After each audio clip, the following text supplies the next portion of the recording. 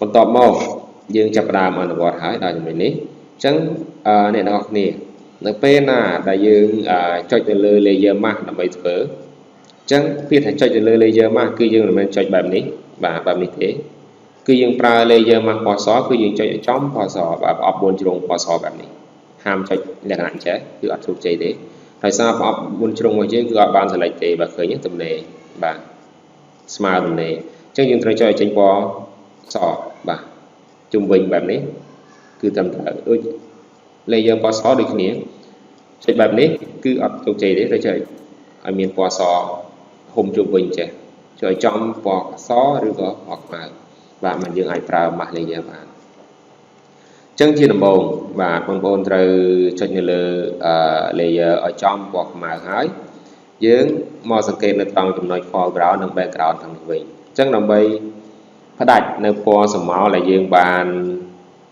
filter មិញបាទដែលយើងបានចាក់មិញដែលយើងបានទាញមិញអញ្ចឹងដើម្បីចាក់លើវាដាច់ខាតបាទជាមេរៀនយើងត្រូវដូរ foreground នេះទៅជាពណ៌ខ្មៅអញ្ចឹងយើងចុចបដូរមកបាទ1 2បដូរធ្វើម៉េចចុចសញ្ញាព្រួយនេះឲ្យខាងលើទៅជាពណ៌ខ្មៅហើយបន្ទាប់មកពណ៌សបាទអញ្ចឹងបានពណ៌ខ្មៅខាងលើហើយយើងចាប់ផ្ដើមប្រើ brush tool បាទចុចមើលស្ដាំលើវាប្រើ brush tool ហើយយើងចាប់ផ្ដើមពង្រីក tool យើងឲ្យធំតិចមកបាទអញ្ចឹងចុចលើវា tool យើងបាទបានប៉ុណ្ណេះអញ្ចឹងយើងប្រើគ្នាបើកគ្នាបិទដើម្បីពង្រីក tool យើងដល់ធំពេកអញ្ចឹងយើងបានរូបមកប៉ុណ្ណេះមកហើយយើងចាប់ផ្ដើមចុចលើវាបាទអញ្ចឹងយើងត្រូវជ្រើសរើសយកអានេះបើសិនជា layer នេះពណ៌ខ្មៅអញ្ចឹងយើងត្រូវជ្រើសយក foreground ទៅជាពណ៌សផ្ទុយគ្នាបើសិនជាយើងប្រើពណ៌ខ្មៅត្រូវយក foreground នេះពណ៌សបើសិនយើងប្រើlayer មកពណ៌សត្រូវយក foreground ដុំពណ៌ខ្មៅនៅខាងលើវិញបាទអញ្ចឹងបងប្អូនអញ្ចឹងបើសិនជាយើងយកពណ៌ខ្មៅយើងត្រូវយក foreground ពណ៌សហើយយើងចាប់ផ្ដើមចុចលើវាបាទនេះ